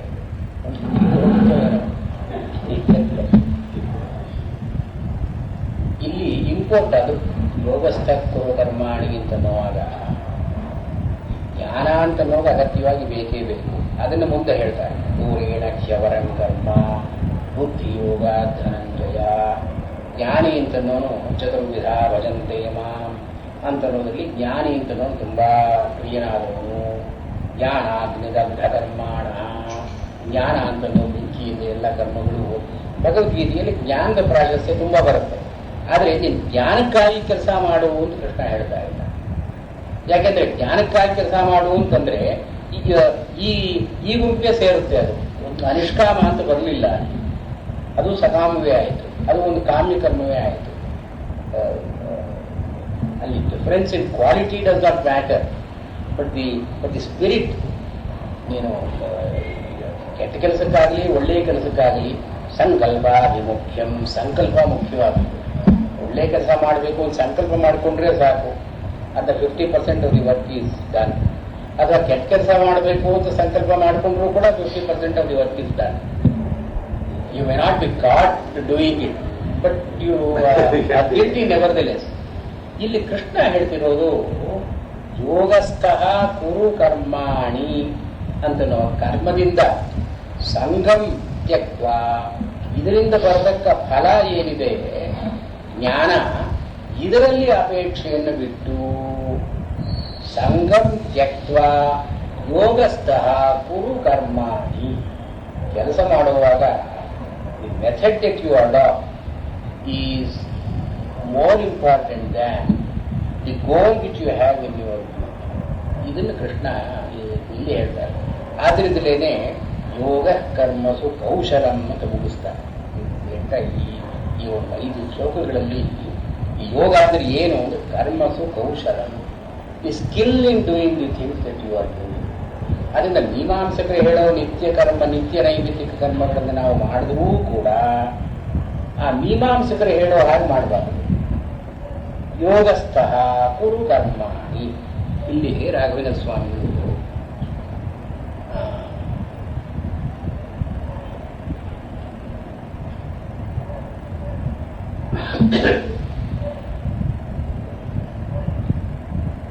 ಮಿಥ್ಯೋಪಾಸನಾಯ, ಇಲ್ಲಿ ಮಿಥ್ಯೋಪಾಸನ ಅಂತ ನಾವು ಮಾತು ಹೇಳ್ತಾರೆ. ಇದು ಯಾವ ನಮ್ಮ ಲೌಕಿಕ ಪ್ರಯೋಜನಗಳೇ ಬೇಡ, ಆಧ್ಯಾತ್ಮಿಕವಾದ ಪ್ರಯೋಜನ ಬೇಕು. ಆಧ್ಯಾತ್ಮಿಕವಾದ ಪ್ರಯೋಜನವನ್ನು ಏನು ಅಂದ್ಕೊಳ್ತಾರೆ? ಸತ್ವಶುದ್ಧಿ ಅಂತ ಅಂದ್ಕೊಳ್ತಾರೆ. ಪ್ಯೂರಿಫಿಕೇಶನ್ ಆಫ್ ದಿ ಹಾರ್ಟ್, ಅಂತಃಕರಣ ಶುದ್ಧಿ ಅಥವಾ ಭಗವತ್ ಪ್ರೀತಿ. ಇದು ಎರಡನ್ನ ನಾವು ಈ ಒಂದು ಆಧ್ಯಾತ್ಮಿಕ ಪ್ರವೃತ್ತಿ ಅಂತ ಹೇಳ್ಬೋದು. ಎಲ್ಲಿ ಲೌಕಿಕ ಪ್ರಯೋಜನಗಳು ಇಲ್ಲದೇನೆ, ಅಂದ್ರೆ ಏನೋ ಅರ್ಥ ಕಾಮ ಇಂಥದ್ದು ಯಾವುದರ ಗಂಧ ಇಲ್ಲದೇನೆ ಕೇವಲ ಅಂತಃಕರಣ ಶುದ್ಧಿಗಾಗಿ ಮಾಡ್ತೀವೋ ಇದಕ್ಕೆ ಟೆಕ್ನಿಕಲ್ ಟರ್ಮು ಉಪಾಸನ ಅಂತ ಅನ್ನೋದು. ಉಪಾಸನ ಅಂತ ಅನ್ನೋದು ಈಗ ಅಂತಃಕರಣ ಶುದ್ಧಿಗಾಗಿಯೇ ಮಾಡತಕ್ಕಂತಹ ಕೆಲಸಗಳು, ಬೇರೆ ಯಾವ ಪ್ರಯೋಜನವೂ ಇಲ್ಲದೇನೆ ಇದು ಉಪಾಸನ ಅಂತ ಅನಿಸ್ಕೊಳ್ಳುತ್ತೆ. ಅದಕ್ಕೆ ಬರೀ ವಸ್ಯಾರ್ಚನ ಮಿಕ್ಕಾದ ಪದಗಳನ್ನು ಉಪಯೋಗಿಸ್ತಾರೆ. ಈ ಉಪಾಸನ ಅಂತ ಅನ್ನೋ ಮಾತಿಗೆ ಬೇರೆ ಯಾವ ಅಭಿಲಾಷೆಯೂ ಇಲ್ಲದೇನೆ, ಫಲೇಚ್ಛೆ ಇಲ್ಲದೇನೆ ಮಾಡತಕ್ಕಂಥ ಕೆಲಸಗಳು. ಇದರಲ್ಲಿಯೂ ಕೂಡ ಕೆಲವು ಸಮ್ಯಕ್ ಉಪಾಸನ ಮತ್ತು ಮಿಥ್ಯಾ ಉಪಾಸನ ಅಂತ ಇರುತ್ತೆ. ಕೆಲವು ರಾಂಗ್ಲಿ ಡಿರೆಕ್ಟೆಡ್, ಕೆಲವು ರೈಟ್ಲಿ ಡಿರೆಕ್ಟೆಡ್. ರಾಘವೇಂದ್ರ ಸ್ವಾಮಿಗಳು ಹಿ ಮೇಕ್ಸ್ ಎ ಡಿಸ್ಟಿಂಕ್ಷನ್. ಇಲ್ಲಿ ಯೋಗಸ್ಥಃ ಕುರು ಕರ್ಮಾಣಿ ಸಂಗಂ ತ್ಯಕ್ತ ಇತ್ಯಾದಿ ಮಾತುಗಳಲ್ಲಿ ಕೃಷ್ಣ ಉಪಾಸನೆಯನ್ನು ಮಾಡು ಅಂತ ಹೇಳ್ತಾ ಇದ್ದಾನೆ. ನೀನು ಕಾಮ್ಯ ಕರ್ಮಗಳನ್ನು ಮಾಡಬೇಡ ಮತ್ತು ನಿತ್ಯ ನೈಮಿತ್ತಿಕ ಕರ್ಮಗಳನ್ನು ಕೂಡ ಮೀಮಾಂಸಕರು ಹೇಳೋ ಹಾಗೆ ಮಾಡತಕ್ಕದ್ದಲ್ಲ, ಉಪಾಸನ ಅಂತನ್ನೋ ದೃಷ್ಟಿಯಿಂದ ಮಾಡತಕ್ಕದ್ದು. As an ordained duty and which will lead you to the highest good, ಅಂದ್ರೆ ನಿಶ್ರೇಯಸ. ಅಭ್ಯುದಯದ ಅಪೇಕ್ಷೆ ಇಲ್ಲದೆ ನಿಶ್ರೇಯಸಕ್ಕಾಗಿಯೇ ಮಾಡತಕ್ಕದ್ದು. ಇದರಲ್ಲಿ ಮಿಥ್ಯೋಪಾಸನಾಯ ನ ಪ್ರತೀಕೇನ ಹಿ ಸಹ ಇತಿ ವ್ಯಾಸಸೂತ್ರೇ. ಈ ಉಪಾಸನೆ ಮಾಡಬೇಕಾದ್ರೂ ಕೂಡ ಒಂದು ವಿಧಾನವನ್ನು ಹೇಳಿದ್ದಾರೆ ವ್ಯಾಸಸೂತ್ರದಲ್ಲಿ, ಅಂದ್ರೆ ಬಾದರಾಯಣ ಸೂತ್ರದಲ್ಲಿ, ಅಂದ್ರೆ ಬ್ರಹ್ಮ ಸೂತ್ರದಲ್ಲಿ. ನ ಪ್ರತೀಕೆ ನ ಹಿ ಸಹ, ಪ್ರತೀಕೆ ನ ಭಾವನಾ ಕಾರ್ಯ, ನ ಪ್ರತೀಕೆ ನ ಹಿ ಸಹ. ಅಂದರೆ ಒಂದು ಎಲ್ಲಿ ಬರುತ್ತೆ ಅದು 4:1-3. ಈ ಉಪಾಸನ ಅಂತಂದ್ರೆ ಬ್ರಹ್ಮದೃಷ್ಟಿ. ಈ ಬ್ರಹ್ಮದೃಷ್ಟಿಯನ್ನ ಪ್ರತೀಕೆ ನ ಕಾರ್ಯ, ಪ್ರತೀಕ ಅಂದರೆ ಸಿಂಬಲ್, ಒಂದು ವಿಗ್ರಹವೋ ಸಾಲಿಗ್ರಾಮವೋ ಅಥವಾ ಮತ್ತೊಂದು, ಎಲ್ಲ ಪ್ರತೀಕಗಳು. ಇದು ವ್ಯಾಸಸೂತ್ರದವರು ಹೇಳ್ತಾರೆ, ನ ಪ್ರತೀಕೆ ಬ್ರಹ್ಮದೃಷ್ಟಿ ಕಾರ್ಯ.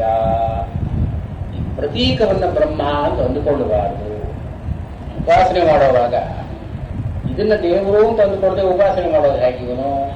ಅದರ ಸೂತ್ರಗಳು ಹೇಳುತ್ತೆ, ನ ಪ್ರತೀಕೆ ಬ್ರಹ್ಮದೃಷ್ಟಿ ಕಾರ್ಯ. ನಾವು ಉಪಾಸನೆಯನ್ನ ಮಾಡೋದಕ್ಕೆ ಇಟ್ಕೊಂಡಿರತಕ್ಕಂತಹ ವಿಗ್ರಹದಲ್ಲಿ ದೇವರನ್ನ ಕಾಣಬಾರದು. ನ ಪ್ರತೀಕೆ, ಸ್ಪಷ್ಟವಾಗಿ ಸೂತ್ರ ಇದೆ, ನ ಪ್ರತೀಕೆ. ಇದು ರಾಘವೇಂದ್ರ ಸ್ವಾಮಿಗಳು ಅಂತ ಹೇಳಿದ್ದಾರೆ. ಪ್ರತೀಕೆ ಪ್ರತಿಮಾಯಾಂ ಬ್ರಹ್ಮದೃಷ್ಟಿ ನ ಕಾರ್ಯ ಕಿಂತು ತತ್ಸ್ತತ್ವೇನ ಸರ್ವೋಪಗತೇನ ಉಪಾಸನಂ ಕಾರ್ಯಂ ಯಥೋ ವಿಷ್ಣು ಪ್ರತೀಕಂ ನ. ಅದು ಉಪಾಸನೆಯನ್ನು ಅದರಲ್ಲೇ ಮಾಡಬೇಕು. ಉಪಾಸನೆಯನ್ನು ಅದರಲ್ಲಿ ಮಾಡಿದ್ರೂ ಕೂಡ ಬ್ರಹ್ಮದೃಷ್ಟಿಯನ್ನು ಅದರಲ್ಲಿ ಇಟ್ಕೊಳ್ಬಾರ್ದು. ಬ್ರಹ್ಮ ಅದರಲ್ಲಿ ಇಲ್ಲ. ಆದರೆ ತತ್ಸ್ಥ ಅದರಲ್ಲಿ ಇದ್ದಾನೆ ಅಂತನೋ ದೃಷ್ಟಿಯನ್ನು ಇಟ್ಟುಕೊಳ್ಳಬೇಕು. ಅಂದ್ರೆ ಏನೋ ಅದು ಬ್ರಹ್ಮ ಅಲ್ಲ, ಬ್ರಹ್ಮ ಅದರಲ್ಲಿ ಇದ್ದಾನೆ. ಹೇಗೆ ಸರ್ವಗತ, ಎಲ್ಲೆಲ್ಲಿಯೂ ಇದ್ದಾನೆ, ಅವನು ಇಲ್ಲೂ ಇದ್ದಾನೆ. ಅಂದ್ರೆ ಉಪಾಸನೆಗೆ the method what you do, ಉಪಾಸನಾ ಅಂತ ನಾವು ಮಾತಿಗೆ ಹೇಳ್ತಾ ಇಲ್ಲ. ಯತ್ಕಿಂಚಿತ್ ಶಾಸ್ತ್ರವಿಧಿಂ ಅವಲಂಬ್ಯ, ಯಾವುದಾದರೂ ಒಂದು ಶಾಸ್ತ್ರದಲ್ಲಿ ಹೇಳಿರತಕ್ಕಂಥ ಅದನ್ನು ಅವಲಂಬನೆ ಮಾಡಿ, ತತ್ರ ಅದರಲ್ಲಿ ಮನಸ್ಸಮಾಧಾನ ಕೃತ್ವ, ಮನಸ್ಸನ್ನ ಅದರಲ್ಲಿ ನಿಲ್ಲಿಸಿ, ತೈಲಧಾರಾವತ್ ಅವಿಚ್ಛಿನ್ನ ಪ್ರತ್ಯಯ ಸಂತಾನಂ ಕೃತ್ವ ಪ್ರತ್ಯಯಾಂತರೇಣ ಅನವಚ್ಛಿನ್ನ ತದುಪಾಸನಂ. ಶಾಸ್ತ್ರದಲ್ಲಿ ಹೇಳಿರತಕ್ಕಂಥ ಯಾವುದಾದರೂ ಒಂದು ವಸ್ತುವನ್ನು ತಗೊಂಡು ಅದರಲ್ಲಿ ಮನಸ್ಸನ್ನೆಲ್ಲ ನಿಲ್ಲಿಸಿ, ತೈಲಧಾರಾವತ್ ಎಣ್ಣೆ ಹರಿದ ಇದ್ರೆ ಹೇಗೆ ಎಡೆಬಿಡದೆ ಇರುತ್ತೋ ಇದರದ ಕಂಟಿನ್ಯೂಯಿಟಿ. ತೈಲಧಾರಾವತ್ ಅವಿಚ್ಛಿನ್ನ ಪ್ರತ್ಯಯ ಸಂತಾನ. The thoughts should flow like a stream of oil. But ಪ್ರತ್ಯಯಾಂತರೇಣ ಬೈ ಎನಿ ಅದರ್ ಥಾಟ್, ಬೇರೆ ಯಾವುದಾದ್ರೂ ಒಂದು ಅಲ್ಲಿ ಬಂದರೂ ಕೂಡ ಅನವಚ್ಛಿನ್ನ ಅನಂತರಿತ, ಇದು ಕಡಿಬಾರದು. ಇದನ್ನು ಉಪಾಸನ ಅಂತ ಹೇಳ್ತಾರೆ.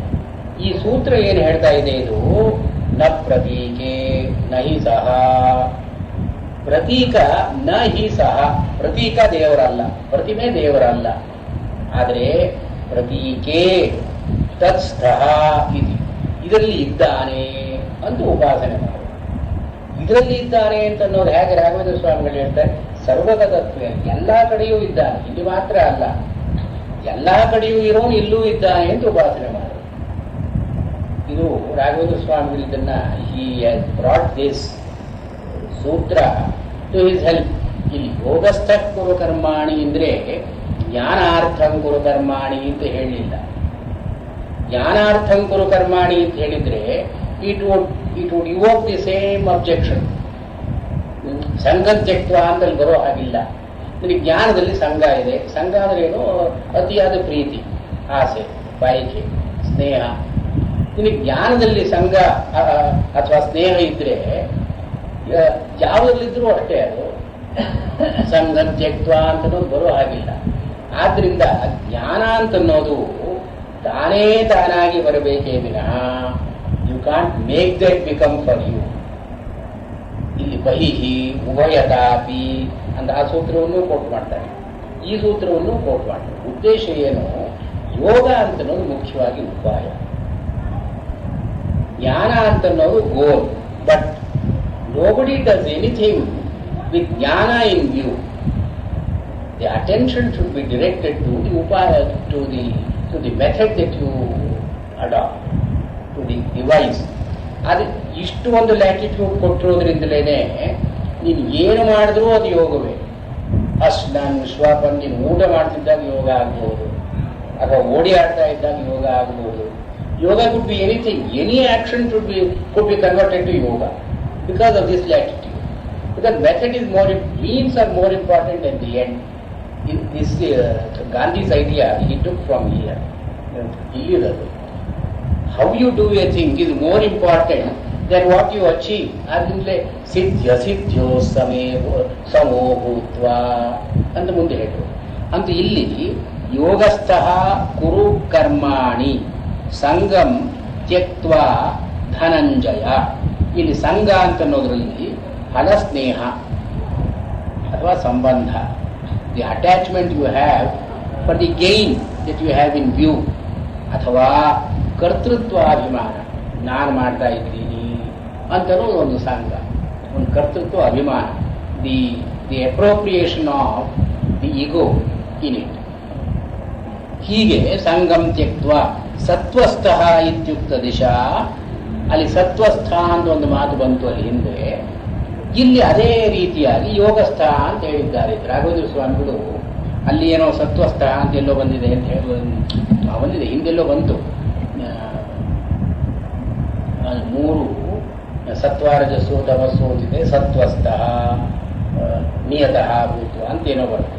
ಇಲ್ಲಿ ತರ್ಹಿ ಸತ್ವಸ್ಥ ಇತ್ಯುಕ್ತ ದಿಶಾ ನಿತ್ಯಂ ಸ್ವಾಮಿತ್ವ ಇತ್ಯಾದಿಯಾಗಿ ಇಲ್ಲಿ ಯೋಗಸ್ಥ ಅಂತ ಅನ್ನೋದು ಬರುತ್ತೆ. ತದಕರಣೆ ಪ್ರತ್ಯವಾಯ ಶ್ರವಣ. ತರ್ಹಿ ಕಿಂ ಕಾರ್ಯಂ ಇತ್ಯದಾಹ ಯೋಗಸ್ಥ. ನಾವು ಹೇಗೆ ಕೆಲಸ ಮಾಡಬೇಕು ಅಂತ ಕೇಳೋದಾದ್ರೆ, ಅಂದ್ರೆ ಕರ್ಮದ ಫಲ ಇಲ್ಲಿ ಉದ್ದೇಶ ಅಲ್ಲ, ಕರ್ಮದ ಮೋಟಿವೇಶನ್ ಉದ್ದೇಶ ಅಲ್ಲ, ಕರ್ಮವನ್ನು ಹೇಗೆ ಮಾಡಬೇಕು ಅಂತನ್ನೋದು ಉದ್ದೇಶವಾದರೆ ಯೋಗಸ್ಥ ಇತಿ ಬ್ರೂಹಿ. ಕೃಷ್ಣ ಯೋಗಸ್ಥ ಕುರು ಕರ್ಮಾಣಿ ಅನ್ನೋ ಶ್ಲೋಕವನ್ನು ಹೇಳಿದ್ದಾನೆ. ಯೋಗೋ ಜ್ಞಾನೋಪಾಯ, ಜ್ಞಾನದ ಉಪಾಯ ಯೋಗ. ತತ್ರ ತಿಷ್ಠತಿ ಇದು ಯೋಗಸ್ಥ. ಈ ಜ್ಞಾನದ ಉಪಾಯವನ್ನು ಹಿಡ್ಕೊಂಡು ಕೂತ್ಕೊಂಡಿದ್ದಾನೆ ಯೋಗಸ್ಥ. ಜ್ಞಾನೋಪಾಯಮನುತಿಷ್ಠನ್, ಜ್ಞಾನೋಪಾಯವನ್ನೇ ಅನುಷ್ಠಾನ ಮಾಡ್ತಾ, ಇದು ಮಧ್ವಾಚಾರ್ಯ ಮಾತು, ಅವರು ಕೋಟ್ ಮಾಡಿದ್ದಾರೆ. ಫಲಸ್ನೇಹಂ ತ್ಯಕ್ತ್ವಾ, ಇಲ್ಲಿ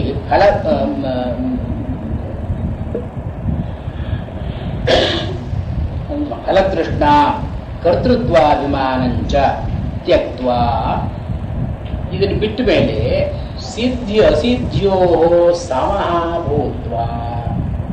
ಇದು ಒಂದು ಫೇಸು. ಯೋಗಸ್ಥ ಕುರು ಕರ್ಮಾಣಿ ಅದನ್ನು ಹೇಗೆ ಮಾಡ್ತಕ್ಕದ್ದು ಅಂದರೆ ಸಂಗಂ ತ್ಯಕ್ತ್ವ ಮೊದಲನೇದಾಗಿ ಹೇಳ್ತಾರೆ.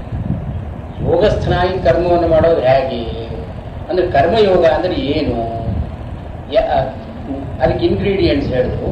ಫಲಂ ತ್ಯಕ್ತ್ವ ಸಂಗಂ ತ್ಯಕ್ತ್ವ. ಸಂಘ ಅಂದರೆ ಫಲ ಸಂಗಂ ತ್ಯಕ್ತ್ವ.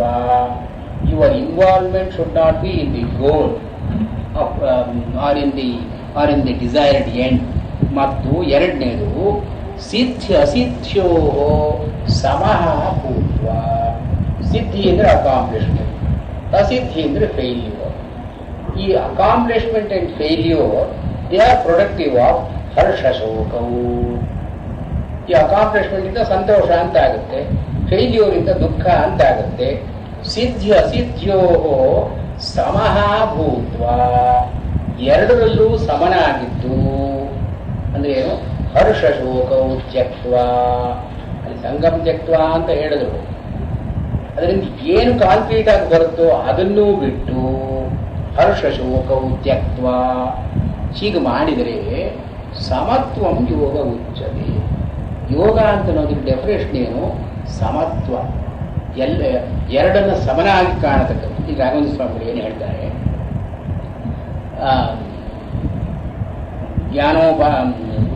ಫಲಸ್ನೇಹಂ ತ್ಯಕ್ತ್ವಾ ತದಯೇವ ಫಲರಾಗತ್ಯಾಗಾದೇವ ಸಿದ್ಧ್ಯಸಿದ್ಧ್ಯೋ ಸಮಃ ಭೂತ್ವಾ ಕರ್ಮಾಣಿ ಕುರು ಇತ್ಯರ್ಥಃ. ಯೋಗಸ್ಥ ಇತ್ಯುಕ್ತ ಯೋಗಃ ಕಹ ಇತ್ಯತಃ. ಈ ಯೋಗಸ್ಥ ಅಂತ ಅನ್ನೋ ಮಾತಿನಲ್ಲಿ ಯೋಗ ಅಂತ ಹೇಳಿದ್ದಾರಲ್ಲ, ಏನದು ಯೋಗ ಅಂತ ಕೇಳಿದ್ರೆ ಸಂಗಂ ತ್ಯಕ್ತ್ವಾ ಇತ್ಯಾದಿನ ಯೋಗ ಶಬ್ದಾರ್ಥೋ ವ್ಯಾಖ್ಯಾತಃ. ಯೋಗಸ್ಥ ಕುರು ಕರ್ಮಾಣಿ ಅಂತ ಕೃಷ್ಣ ಹೇಳ್ದ. ಯೋಗ ಅಂತನ್ನೋ ಪದವನ್ನ ಮೊದಲನೇ ಸರ್ತಿ ಪ್ರಯೋಗ ಮಾಡಿದ್ದಾನೆ. ಯೋಗ ಅಂದ್ರೆ ಏನು ಅಂತ ಯಾರಾದರೂ ಕೇಳಬಹುದು. ಆದ್ರಿಂದ ಇದೇ ಶ್ಲೋಕದಲ್ಲಿ ಯೋಗಸ್ಥೋ ಕರ್ಮಾಣಿ, ಯೋಗ ಅಂದ್ರೆ ಸಂಗಂತ್ಯತ್ವ ಸಿದ್ಧ ಸಿದ್ಧೋ ಸಮೂಹತ್ವ, ಇದು ಯೋಗ ಉಚ್ಚತೆ. ಇದನ್ನೇ ಯೋಗ ಅಂತ ಕರೆಯೋದು. ಇದರಲ್ಲಿ ನಿಲ್ಲು.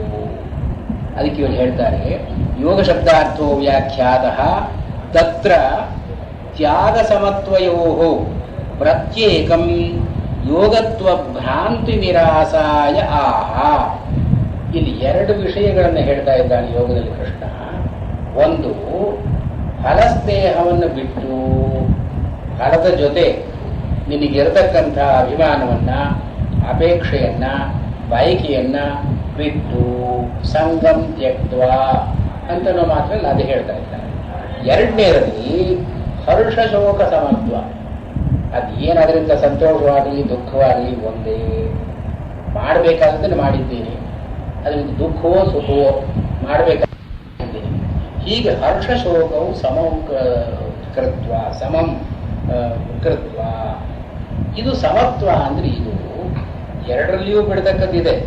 ಇಲ್ಲಿ ಹರ್ಷ ಶೋಕಗಳನ್ನೂ ಬಿಟ್ಟು ಫಲಾಸಕ್ತಿಯನ್ನೂ ಬಿಟ್ಟು ಇದರಲ್ಲಿ ಪ್ರತ್ಯೇಕ ಅಲ್ಲಿ ಯಾವುದಾದ್ರೂ ಒಂದನ್ನು ಹಿಡ್ಕೊಂಡ್ರೆ ಸಾಕು ಅಂತನೋ ಭ್ರಾಂತಿಯನ್ನು ನಿರಾಸ ಮಾಡೋದಕ್ಕಾಗಿ ಈ ಶ್ಲೋಕ ಇದೆ ಅಂತ ರಾಘವೇಂದ್ರ ಸ್ವಾಮಿಗಳ. ಅಂದ್ರೆ ಅದನ್ನು ಸ್ವಲ್ಪ ಎಕ್ಸ್ಪ್ಲೈನ್ ಮಾಡ್ತಾರೆ ಅವರು. ಸಂಗತ್ಯಾಗಸ್ಯ ಅಪಿ ಉಪಲಕ್ಷಣಂ ತ್ಯಾಗೋಪೇದಂ ಸಮತ್ವಂ ಯೋಗ ಇತ್ಯರ್ಥ. ಈ ಯೋಗ ಅಂತನ್ನೋ ಮಾತಿಗೆ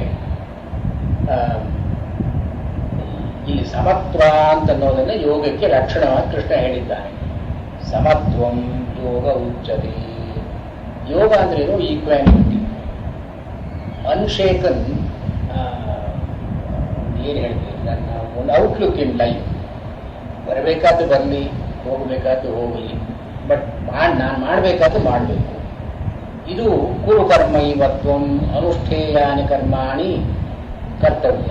ಅದನ್ನು ಮಾಡ್ತಕ್ಕಂಥದ್ದು. ಆದರೆ ಮಾಡುವಾಗ ಒಂದು ಮೆಥಡ್ ಟು ಬಿ ಅಡಾಪ್ಟೆಡ್ ಏನು? ಒಂದು the attention to the goal. ಇದಕ್ಕಾಗಿ ನಾನು ಮಾಡ್ತಾ ಇದ್ದೀನಿ ಅಂತನ್ನೋದು ಸಂಘ. ಈ ಸಂಘವನ್ನು ತ್ಯಾಗ ಮಾಡತಕ್ಕದ್ದು ಅಂತ ಹೇಳಿದ್ದಾರೆ. ಎರಡನೇದು, ಅದರಿಂದ ಏನು ಬರುತ್ತೋ ಬಿಡುತ್ತೆಯೋ ಅದೇನೋ ಅದ್ರ ದುಃಖವೋ ಸುಖವೋ ಇದನ್ನ ಮನಸ್ಸಿಗೆ ಹಚ್ಚಿಕೊಳ್ದೇನೆ ಈ ಸಮತ್ವ ಅಂತನ್ನೋ ಮಾದರಲ್ಲಿ ಸಂಗತ್ಯಾಗಸ್ಯ ಉಪಲಕ್ಷಣಂ ಸಮತ್ವಂ. ಈ ಸಮತ್ವ ಅಂತ ಕೃಷ್ಣ ಯೋಗಕ್ಕೆ ಹೇಳಿದ್ದಾನಲ್ಲ, ಇದರ ಪ್ರೈಮರಿ ಮೀನಿಂಗ್ ಏನು? ಇದರಲ್ಲಿ ಎರಡು ಸೆಕೆಂಡರಿ ಮೀನಿಂಗ್ ಅಂತ ಅನ್ನೋದು ಗೌಣ, ಪ್ರೈಮರಿ ಮೀನಿಂಗ್ ಅಂದ್ರೆ ಮುಖ್ಯ ಅರ್ಥ, ಪ್ರಧಾನ ಅರ್ಥ. ಇವಾಗ ಸಮತ್ವ ಅಂದ್ರೆ ಏನು? ಸಮ, ಸೇಮ್. ವಿಷಮ ಅಲ್ಲದ್ದು ಸಮ. ಸಮ ಅಂದ್ರೆ ಇದು ಅದು ಒಂದೇ ಆಗಿರ್ತಕ್ಕದ್ದು. ಸೇಮ್ನೆಸ್, ಸಿಮಿಲಿಟ್ಯೂಡ್, ಅದು ಈಕ್ವಾನಿಟಿ. ಇದಕ್ಕೆ ಸಮತ್ವ. ಸಮದ ಭಾವ ಸಮತ್ವ ಅಂದ್ರೆ ಏನು? ಸುಖ ಬರಲಿ ದುಃಖ ಬರಲಿ ಮನಸ್ಸಿಗೆ ವಿಕಾರ ಆಗದೇ ಇರತಕ್ಕಂಥದ್ದು ನಿರ್ವಿಕಾರತ್ವ. ಇದನ್ನು ಸಮತ್ವ ಅಂತ ಕರೆದಿದ್ದಾರೆ. ಸಿದ್ಧ ಸಿದ್ಧೋ ಸಮೋಹೋತ್ವ ಅಂದ್ರೆ ಹರ್ಷ ಶೋಕವು ಪರಿತ್ಯಜ್ಯ, ಇದನ್ನು ಬಿಟ್ಟು ಸಂಗತ್ಯಕ್ತ್ವ ಅಂತ ಮೊದಲೇ ಹೇಳಿದ್ದಾರೆ. ಈ ಸಂಗತ್ಯಕ್ತ್ವ ಅಂತ ಅನ್ನೋದು ತ್ಯಾಗ ಅಂತಿದೆಯಲ್ಲ, ಈ ತ್ಯಾಗ ಅಂತ ಅನ್ನೋದು ಪ್ರಧಾನ ಅರ್ಥ. ಈ ಲೇಟರ್ ಇದು ಸಮೋಹೋತ್ವ ಅಂತ ಅನ್ನೋದು ಸೆಕೆಂಡರಿ ಮೀನಿಂಗ್ ಅಂದ್ರೆ ಗೌಣ ಅರ್ಥ. ಇಲ್ಲಿ ಸಂಗಂ ಇತಿ ತ್ಯಾಗಸ್ಯ ಉಪಲಕ್ಷಣಂ. ಆದ್ರಿಂದ ತ್ಯಾಗೋಪೇದಂ ಸಮತ್ವಂ ಯೋಗ ಉಚ್ಯತೆ, ಯೋಗ ಇತ್ಯರ್ಥ ಅಂತ ರಾಘವೇಂದ್ರ ಸ್ವಾಮಿಗಳು ಈ ಯೋಗ ಅಂತ ಅನ್ನೋದಕ್ಕೆ ತ್ಯಾಗೋಪೇದಂ ಸಮತ್ವ. ಈ ಸಮತ್ವ, equanimity of outlook, this is most essential. But this can't by itself be called yoga. ಯಾಕಂದ್ರೆ mental defective also will have this equanimity. ಅವನಿಗೇನು ತಪ್ಪಲ್ಲ. ಅಥವಾ ಇನ್ಯಾವುದೋ ಧ್ಯಾಸದಲ್ಲಿರೋ ಆಸಕ್ತಿ ಇರೋನು ಕೂಡ ಮನೆ ಕಡೆ ಯೋಚನೆ ಇಲ್ಲ, ಅವನಿಗೆ ಮನೆಯಲ್ಲಿ ಏನಾಗುತ್ತೋ ಬಿಡು. ಇದನ್ನೆಲ್ಲ ಯೋಗ ಅಂತ ಕರೆಯೋ ಹಾಗಿಲ್ಲ ನಾವು. ಯೋಗದಲ್ಲಿ ನೆಸೆಸರಿ ಇಂಗ್ರೀಡಿಯಂಟ್ ಇಸ್ ತ್ಯಾಗ. ತ್ಯಾಗೋಪೇದಂ ಸಮತ್ವಂ ಯೋಗ ಇತ್ಯರ್ಥ. ಅಂದ್ರೆ ಫಲದಲ್ಲಿ ಆಸಕ್ತಿ ಇಲ್ಲದೇ ಇರತಕ್ಕಂಥ ಸಮತ್ವ.